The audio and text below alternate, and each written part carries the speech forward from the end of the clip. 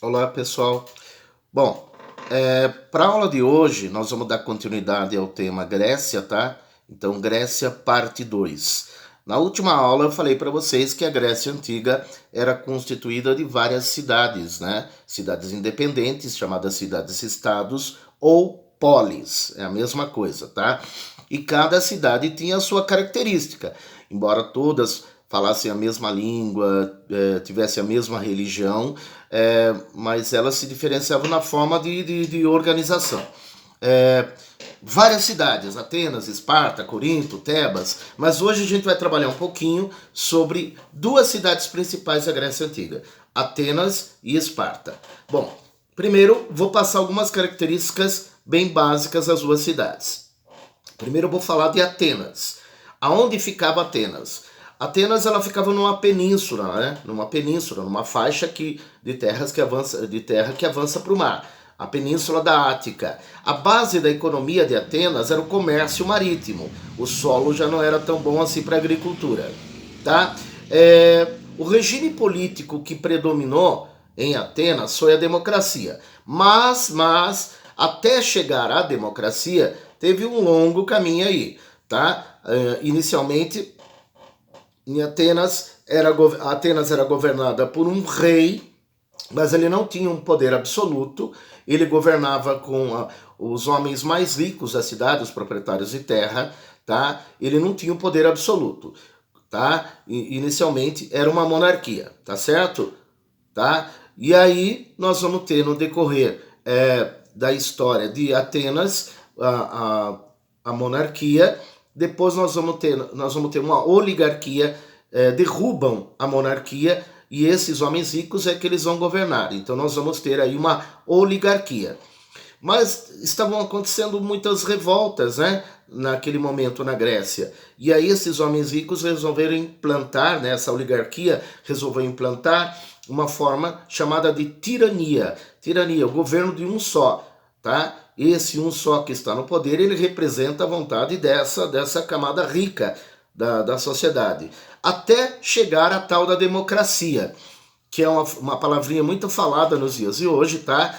A democracia é o governo do povo, seria isso. Daimos, seria povocracia, poder, tá? O poder do povo.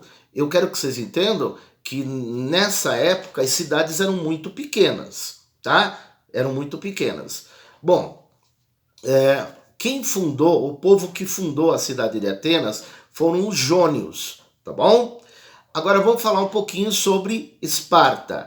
Esparta ficava numa região que era a península do Peloponeso e era uma cidade agrária, dependia muito da agricultura e da criação de animais. Na política, a cidade de Esparta inicialmente era governada por uma diarquia. Diarquia, dois reis governam junto com uma aristocracia, né? Os homens ricos, proprietários de terra. Mas com o passar do tempo, nós vamos ter lá a oligarquia, né? Se firmando no poder, tira a diarquia, os dois reis, né? Do poder, e aí essa oligarquia é que se firma no poder. Esparta, ela foi fundada pelos dórios, o último povo que chegou lá na região da Grécia, na formação da Grécia. E esses dórios eram famosos por serem povos guerreiros. Então isso vai desenvolver a cultura militar em Esparta. Bom, em Atenas, tá? Vamos ver agora em Esparta e Atenas como é que era a divisão social, tá? As classes sociais. Lá em Atenas, né, no topo dessa pirâmide social, existiam os eupátridas, que eram os cidadãos, considerados cidadãos, homens ricos, donos de terra, nascidos em Atenas. Cidadãos com direitos políticos e eram donos de terras.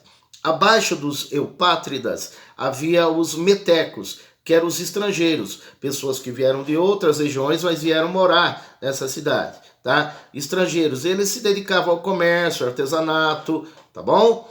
E os escravos, né? Os escravos que eram utilizados no campo, né? Na agricultura, e também até como escravos domésticos também, os escravos, que era a maioria, tá bom?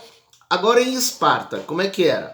Lá no topo da pirâmide social, nós vamos ter os esparciatas, os nascidos em Esparta, tá? Eram considerados cidadãos. Comandavam o exército, nos negócios públicos. Abaixo dos esparciatas havia os periecos, que eles eram livres, sem direitos políticos e se dedicavam basicamente ao comércio e ao artesanato. E finalmente os ilotas, que eram servos presos à terra. Aí eu quero que vocês prestem muita atenção no conceito de escravo e no conceito de servo. Escravo, ele é considerado uma mercadoria, né? Compra e venda. Existiu escravidão no Brasil. E o negro, o africano escravizado aqui, tá? Ele não era considerado um ser humano. Ele era considerado uma peça de compra e venda, tá? Ele não tinha direito nem sobre sua própria vida. Os ilotas eram considerados seres humanos, mas só que de uma terceira classe, tá? Eles eram servos presos à terra. Tudo bem? Bem, aí eu quero falar como é que era a tal democracia. Essa palavrinha é muito falada nos dias de hoje, tá? Seria uma tradução assim, bem simples assim, o governo do povo, seria isso. E essa tal democracia, ela surgiu em Atenas, tá? E como é que surgiu lá? Quem era considerado cidadão, que eram os homens livres, adultos, eles se reuniam numa praça e lá todos se reuniam numa praça, porque as cidades eram pequenas, se reuniam numa praça e lá eles decidiam coisas como impostos, se ia para guerra, alguma construção, eles decidiam. Então a democracia era direta, eles decidiam diretamente e a votação era feita em conchas, né? Então todo mundo se reunia, os que eram considerados cidadãos se reuniam nessa praça chamada de Ágora e lá eles decidiam coisas sobre a cidade. Só que a democracia em Atenas não era tão democrática assim. Por quê? Apenas os homens livres adultos é que eram considerados cidadãos. Mulheres, estrangeiros, né, que eram os metecos, e os escravos não eram considerados cidadãos, ou seja, não tinham direitos políticos. E quando algum cidadão, né, que tinha o direito do voto, a participar da democracia, ele não cumpria as suas obrigações de cidadão, ele era banido do direito da democracia, tá? E havia o ostracismo, que era a perda dos direitos políticos por 10 anos. Então, tem até uma curiosidade aí. Existe uma forma de xingamento que muitas pessoas usam nos dias de hoje, mas elas não sabem direito a origem. A palavra idiota é de origem grega, tá? Idiota quer dizer o cidadão particular, aquele que não está preocupado com o coletivo, ele só pensa nele mesmo. Então a origem da palavra idiota é grega, né? De Atenas, desse período aí. Se você comparar, tá? Como é que era a democracia em Atenas, né? E como é que é a democracia hoje, tá? Hoje o povo, a nossa democracia, o modelo de democracia que nós vivemos é chamado de democracia representativa. Por quê? Nós escolhemos algumas pessoas para nos representar no poder, tá certo? Para nos representar no poder. Então, nossa democracia é representativa. Bom, vamos pensar aí, né? Não dá para reunir toda a população de Votorantim ou de Sorocaba numa praça, né, para decidir? Não tem como, não cabe todo mundo. Tá? Então é por isso que a nossa democracia é chamada de democracia representativa. Agora sobre o modelo de educação. Como é que era a educação em Atenas, como é que era a educação em Esparta? Havia uma grande diferença. Lá em Esparta, que foi fundada pelos dórios, povos guerreiros, lá em Esparta havia uma educação militar. Então o menino ele recebia determinações que ele deveria, a partir dos 7 anos de idade, entrar para um colégio militar e receber treinamento e se tornar soldado. Então, até os 7 anos o menino vivia com a mãe. Depois dos 7, ele ia para um colégio militar. Dos 7 até os 18 anos era treinamento militar. Só depois dos 18 ele virava soldado. E dos 18 aos 30 ele era soldado. E só depois dos 30 anos é que ele poderia constituir família. E se nascesse algum menino com algum problema físico, não servia para ser soldado. Geralmente era jogado num precipício, não servia. Tá? Agora, em Atenas, o modelo era diferente. Tá? Os considerados ricos, eles tinham uma educação, as crianças, tinham uma educação super refinada.